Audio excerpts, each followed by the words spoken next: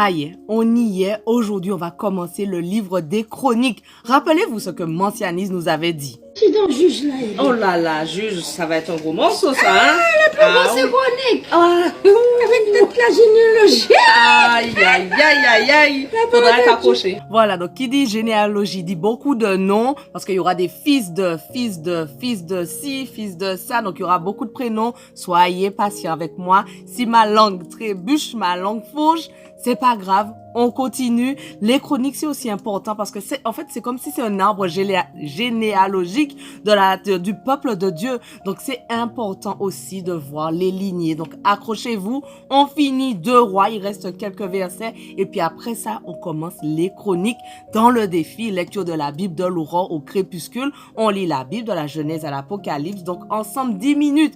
Merci Seigneur parce que vraiment ta parole est vivante. Chaque partie de ta parole est importante. Merci encore Seigneur parce que tu nous parles à chacun personnellement et aide-nous à comprendre ce que nous lisons et bénis tous ceux qui sont avec moi à vraiment pouvoir continuer et garder leur motivation Seigneur jusqu'au bout au nom de Jésus. Amen. Alors c'est parti. Donc on va finir 2 rois. Donc 2 rois 25 verset 8. Le 7e jour du 5e mois, c'était la 19e année du règne de Nabuchodonosor, roi de Babylone.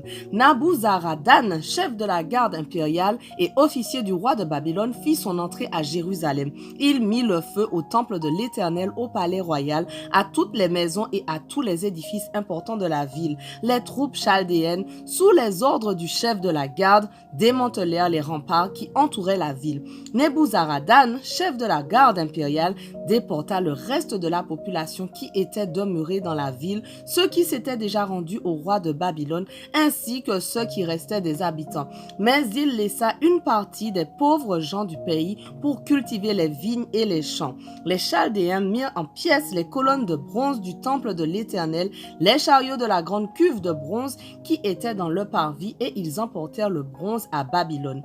Ils prirent aussi les chaudrons, les pelles, les couteaux, les coupes et tous les autres objets de bronze employés pour le culte. Le chef de la garde s'empara de tous les objets d'or et d'argent massif, les brasiers et les coupes à aspersion. On ne saurait évaluer le poids de bronze des 2 colonnes de la grande cuve et des chariots que Salomon avait fait faire pour le temple de l'Éternel. Chaque colonne avait 9 mètres de haut. Elle était surmontée d'un chapiteau de bronze d'1,50 m de haut, entouré d'un treillis décoré de grenades. Le tout était en bronze.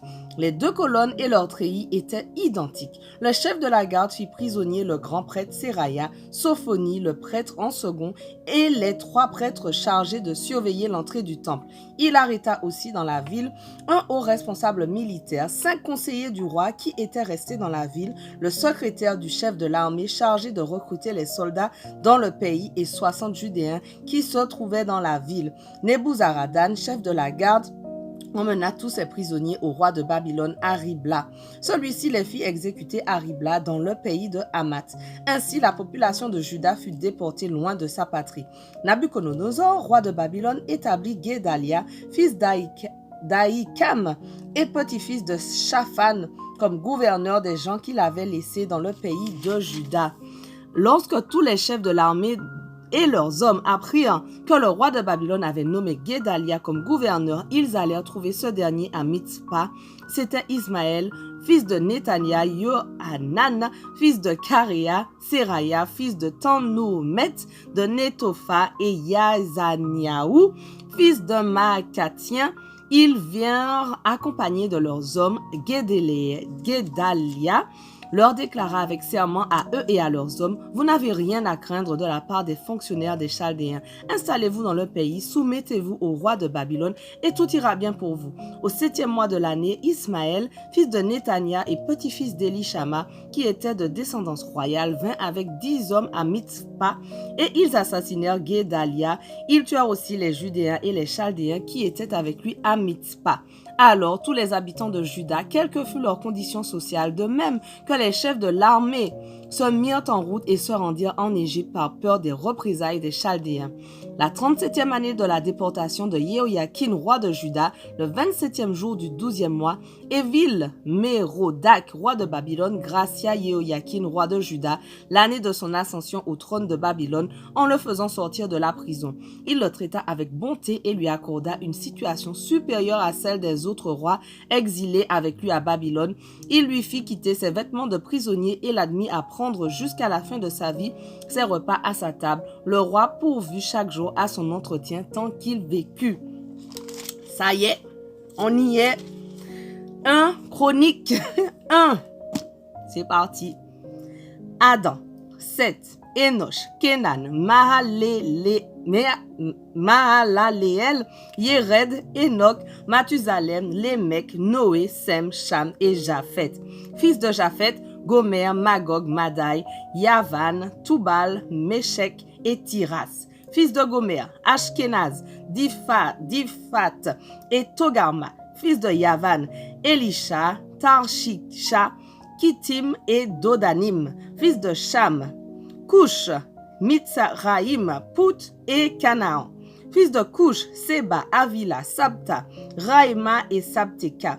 Fils de Raïma, Sheba et Dedan. Cush fut le père de Nimrod qui se mit à exercer un grand pouvoir sur la terre.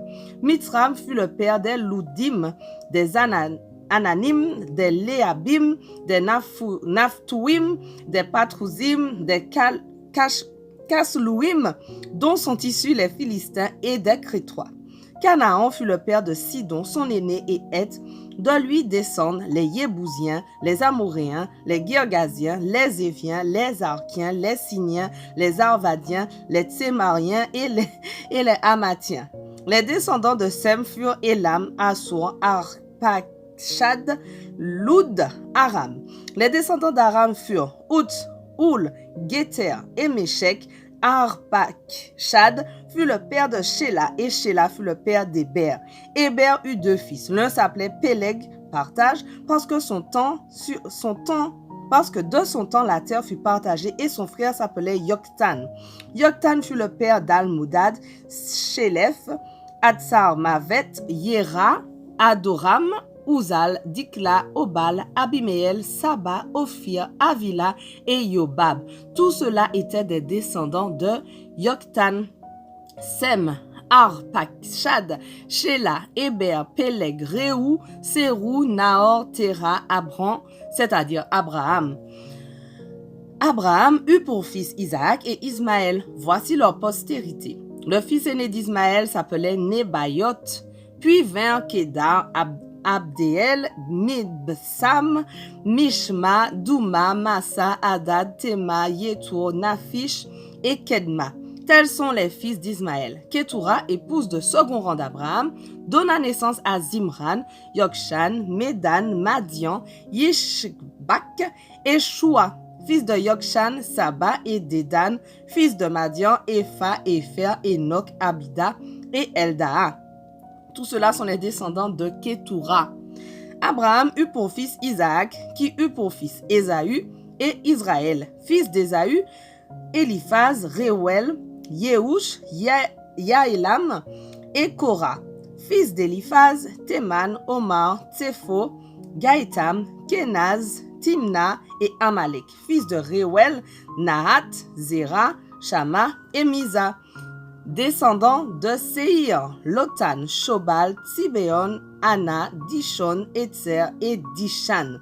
Descendants de Lotan, Ori et Omam. La sœur de Lotan s'appelait Timna. Descendants de Shobal, Alvan, Manaat, Ebal, Shepho et Onam. Fils de Tsibéon, Aya et Anna. Enfant d'Anna, Dishon, fils de Dishon, Emdan, Eshban, Yitran et Kéran. Fils d'Esther, d'Etzer, Bilan, Zavan et Yakan. Fils de Dishan, Outz et Aran. Voici les rois qui ont régné dans le pays d'Édom avant qu'il y ait un roi en Israël. Béla, fils de Béor, sa ville s'appelait Dinaba. Voilà.